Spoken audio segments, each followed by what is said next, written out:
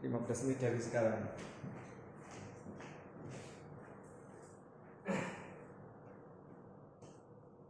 Assalamualaikum warahmatullahi wabarakatuh. Waalaikumsalam warahmatullahi wabarakatuh. Selamat pagi, salam sejahtera bagi kita semua. Om Swastiastu, Namo Buddhaya, salam kebajikan. Senang sekali Bapak Ibu sekalian bisa bertemu kembali dengan Bapak Ibu sekalian. Di sini wajah-wajah yang saya temui nampaknya sudah tidak asing lagi.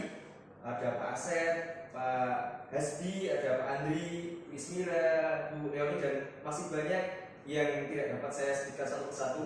Yang jelas Bapak Ibu di sini merupakan seorang pelaku praktisi yang ada di lapangan terkait langsung dengan pengembangan permukiman perkotaan. Oleh karenanya kita pada kesempatan kali ini akan menggali lebih jauh lagi, memperdalam terkait dengan apa itu pengembangan permukiman perkotaan. Namun sebelumnya izinkan saya memperkenalkan diri terlebih dahulu. Saya Muhammad Amin Saifuddin dari Pusbangkom Sumber Daya Air dan Permukiman. Saya asalnya dari Jogja dan ini email korespondensi saya. Nanti seandainya teman-teman ingin berdiskusi lebih lanjut, kita akan berdiskusi secara tertulis. Namun sebelumnya, biar kita makin semangat nih, karena ini pertemuan keempat, semoga masih tetap semangat. Ketika saya bilang selamat pagi, mohon responnya. Teman-teman atau rekan-rekan sekalian bisa mengucapkan pagi, PPP, jos gitu ya. Oke, boleh. Izin menyapa. Selamat pagi. Pagi, PPP. Boleh beri tepuk untuk kita semua. Sebelumnya, untuk memulai pembelajaran kali ini, saya ingin tanya-tanya lebih dahulu nih. Kemarin kita kan udah belajar terkait perencanaan permukiman perkotaan. Nah, pertanyaan efektifnya, apa itu perencanaan partisipatif? Izin menjawab, Pak. Silakan, Pak Andri. Menurut saya, perencanaan partisipatif itu ialah proses melibatkan masyarakat secara sukarela dalam membuat perencanaan permukiman perkotaan, baik pada aspek pelaksanaan maupun pembiayaan. Oke, luar biasa sekali. Masih ingat ternyata ya. Oke, beri aplaus untuk Pak Andri. Terima kasih Pak Andri atas apa yang telah disampaikan. Itu menandakan bahwa kita masih ingat dengan materi sebelumnya. Karena materi kita saat ini tidak dapat berlepas dari materi kita sebelumnya. Nah, selanjutnya, apa sih prinsip-prinsip dalam melibatkan partisipasi masyarakat itu? Silakan. Saya Pak. Oke, Mbak Leoni. Prinsip utama dalam melibatkan partisipasi masyarakat itu ialah adanya saling percaya, kesetaraan, demokratis, nyata, taat asas dalam berpikir dan terfokus pada kepentingan warga masyarakat. Oke, cukup ya. Terima kasih kepada Mbak Leoni. Beri aplaus untuk Mbak Leoni. Betul sekali, itu tadi beberapa aspek yang perlu dipertimbangkan untuk kita melibatkan masyarakat dalam perencanaan permukiman perkotaan. Selanjutnya, materi pembelajaran pada kali ini itu berfokus pada prinsip-prinsip pembangunan permukiman perkotaan melalui metode pembelajaran ceramah. Kita nanti juga akan berdiskusi dan juga tanya jawab, karena sasaran kita dalam pelatihan ini adalah menganalisis potensi permasalahan pengembangan permukiman perkotaan berdasarkan prinsip pengembangan yang berkelanjutan. Selanjutnya, setelah selesai pembelajaran kali ini, harapan saya teman-teman itu bisa menguraikan prinsip-prinsip pembangunan pada tahap proses pembangunan permukiman dan perkotaan. Itu jadi nanti akhirnya teman-teman bisa menguraikan satu persatu. Nah, indikator keberhasilannya itu teman-teman bisa menguraikan prinsip-prinsip pembangunan permukiman perkotaan. Oke, di sini materi yang pertama nih, prinsip pembangunan permukiman perkotaan itu ada 3 submateri pokok, yaitu pemahaman pembangunan permukiman, yang kedua prinsip dalam pembangunan permukiman, dan yang ketiga terkait standar teknis pembangunan permukiman. Yang pertama, yang namanya pembangunan permukiman itu merupakan suatu proses mewujudkan perumahan dan kawasan permukiman yang sesuai indikasi program dalam perencanaan pembangunan yang meliputi lingkungan hunian beserta infrastruktur dan tempat kegiatan pendukungnya. Kemudian pengembangan permukiman itu kualitas manusia, baik penyediaan lahan, pembangunan sosial, dan yang ketiga adalah pembangunan ekonomi bagi lingkungan sekitar. Nah, selanjutnya prinsip dalam pembangunan permukiman itu dilaksanakan melalui program pembangunan pemerintah, masyarakat, dan badan usaha. Kemudian mengacu pada dokumen perencanaan, tentu kita melaksanakan perencanaan dengan baik. Yang ketiga, itu bersifat multi stakeholders atau multi sektor, sehingga kita tidak dapat melibatkan satu dengan yang lainnya. Kita harus melibatkan semua aspek stakeholder yang ada di situ. Dan yang keempat, untuk memastikan pembangunan itu perlu anggaran dari berbagai pihak. Kemudian terkait standar teknis, yang pertama saya ingin membahas terkait jaringan jalan. Jadi jaringan jalan yang baik itu adalah yang rata, tidak bergelombang, dilengkapi dengan drainase yang baik, ada trotoarnya, ada bahu jalan, finishingnya bagus. Itu secara garis besar. Gambarnya seperti ini. Wah, ketika material yang bagus, perencanaannya bagus, maka akan seperti gambar tersebut. Ini jalan kolektor, jalan provinsi, dan yang di bawah itu jalan desa, corblok gitu ya, jalan paving block. Selanjutnya kita membahas terkait drainase. Drainase sendiri itu yang baik adalah pracetak yang terpasang rapi dan presisi, yang bekerja optimal, tidak ada kebocoran, tidak mencemari lingkungan, kemudian konstruksinya rapi dan perencanaan teknisnya baik sesuai kualitas dan kualitas material yang telah ditentukan. Nah, selanjutnya ini biar kita lebih mendalaminya, karena ketika yang menjelaskan saya sendiri itu ilmu yang akan nempel tidak sebanyak ketika teman-teman melakukan kegiatan yang namanya hand-on activity, yaitu teman-teman mencari sendiri, menerapkan, menggali sendiri dengan tentu pemahaman dan pengalaman teman-teman di lapangan sebelumnya. Karena saya yakin Bapak Ibu di sini datang ke sini tidak dengan kosongan, tapi sudah punya pengalaman dan keilmuan yang cukup. Oke, saya akan membagi menjadi dua kelompok. Kelompok satu tentu yang ada di sebelah kiri saya. Kelompok satu nanti membahas terkait dengan sanitasi, sarana prasarananya. Dan kelompok yang kedua yang ada di kanan saya membahas terkait dengan sektor air minum. Kemudian mohon nanti dipresentasikan, kurang lebih diskusinya 15 menit dari sekarang. Ada yang mau ditanyakan? Nah, saya Pak, Silakan Pak Hasbi. untuk yang sanitasi itu ada dua ya Pak, Ya. untuk yang sampah dan air limbah ya Pak. Oke, terima kasih. Sanitasi memang ada dua, namun karena kita membahasnya sektor permukiman perkotaan yang pada lingkup sempit ya, jadi kita lebih fokus ke sampah saja Mas.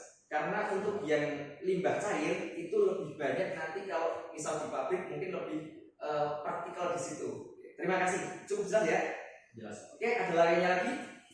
Silakan Ibu Ismira.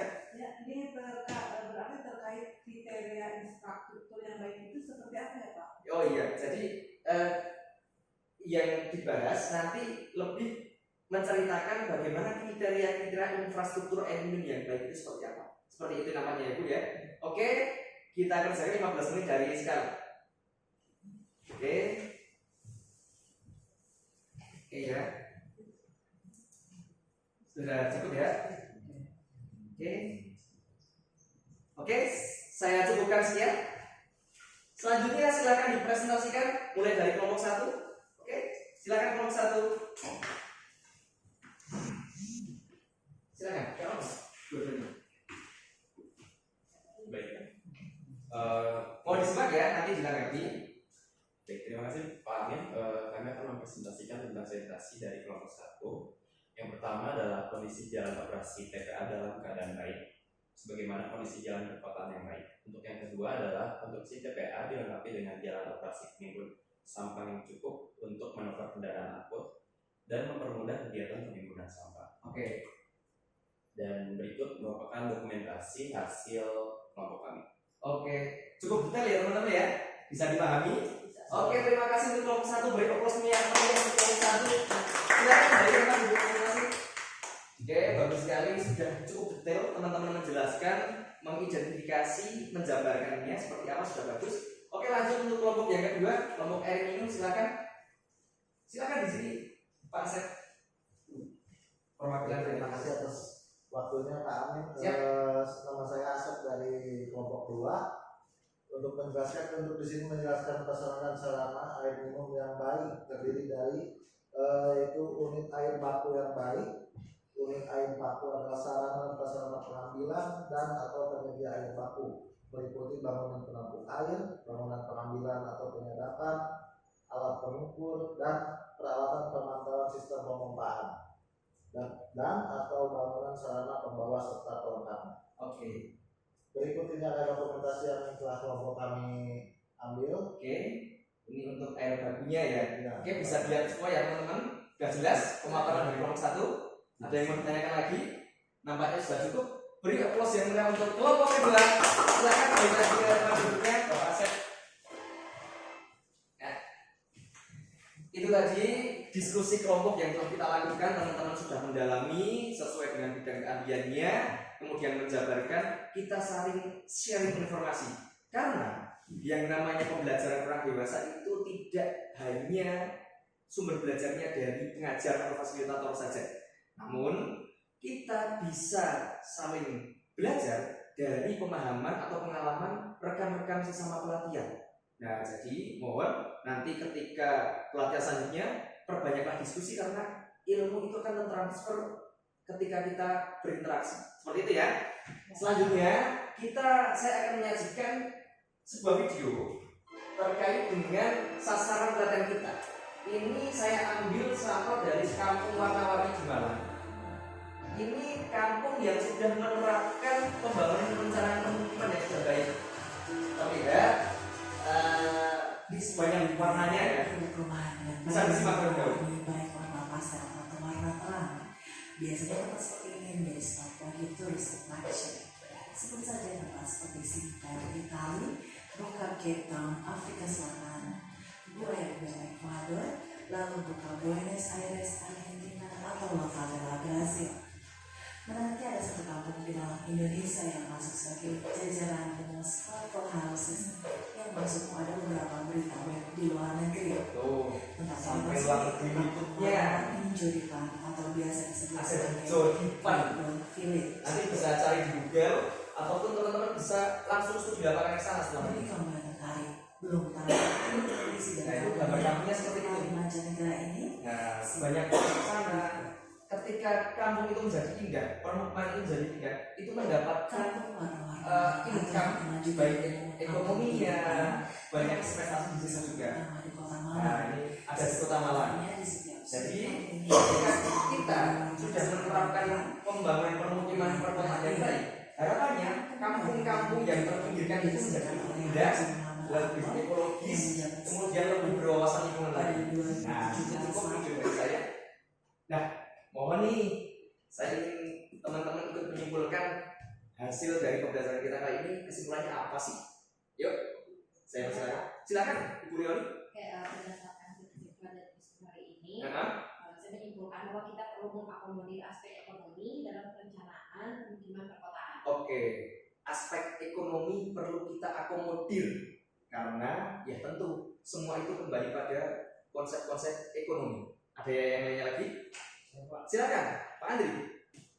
Menurut saya kita perlu mengakomodir aspek sosial dan antropologis dari lingkungan di mana permukiman itu ada. Bagus sekali, sosial kultural, karena semua infrastruktur itu permasalahannya bukan hanya permasalahan teknis, namun juga permasalahan sosial dan antropologis juga. Ketika di situ ada penolakan dari warga, itu akan tentu menghambat pembangunan infrastruktur. Lanjut, ada lagi? Silakan, Pak Hasbi. Menurut saya kita juga perlu memikirkan aspek lingkungan dalam merencanakan infrastruktur untuk menunjang. Oke, bijaksana sekali ya. Jadi selain ekonomi, kemudian sosial antropologi, dan juga terkait aspek lingkungan agar infrastruktur yang kita buat itu senantiasa berwawasan lingkungan, tidak hanya durabilitas yang baik, tapi keberlangsungan untuk anak cucu kita juga makin baik. Nah, kesimpulannya saya rangkum dari ketiga pendapat tadi, dalam pembangunan infrastruktur yang mendukung pembangunan permukiman perkotaan, itu kita perlu mempertimbangkan beragam aspek, yaitu lingkungan, ekonomi, sosial, untuk menjadikan lingkungan yang berkelanjutan dan berwawasan lingkungan. Oke, Nampaknya itu saja yang dapat saya sampaikan. Ada yang ingin ditanyakan lagi atau sudah cukup? Cukup ya? Oke, terima kasih atas kerjasamanya. Beri applause untuk kita semua dong. Sekian dari saya. Semoga apa yang saya sampaikan, kita diskusikan dapat bermanfaat. Mohon nanti ketika teman-teman mendapatkan ilmu jangan hanya disimpan sendiri, tapi ditularkan ke lingkungan yang lainnya, ke unit kerja, ke masyarakat, sehingga kita makin terbuka, makin tahu, makin pandai terkait pengembangan perhukuman perkotaan. Dari saya cukup sekian. Wabillahi taufiq wal hidayah. Assalamualaikum warahmatullahi wabarakatuh. Waalaikumsalam warahmatullahi wabarakatuh. Pas